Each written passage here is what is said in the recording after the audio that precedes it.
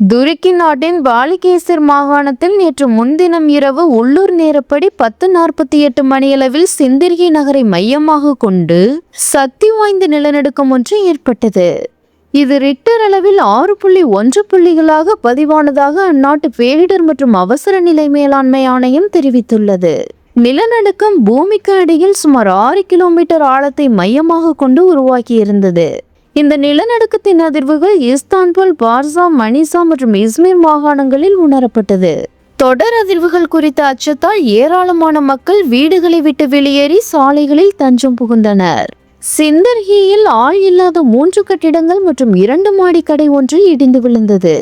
இந்த கட்டிடங்கள் ஏற்கனவே ஏற்பட்ட நிலநடுக்கத்தால் சேதமடைந்த கட்டிடங்கள் என்பதோடு இங்கு ஆட்கள் யாரும் இல்லாததால் பெரும் அசம்பாவிதங்கள் தவிர்க்கப்பட்டது. நிலநடுக்கத்தால் ஏற்பட்ட பீதியினால் ஏற்பட்ட சம்பவங்களில் சுமார் 22 பேர் காயமடைந்தனர்.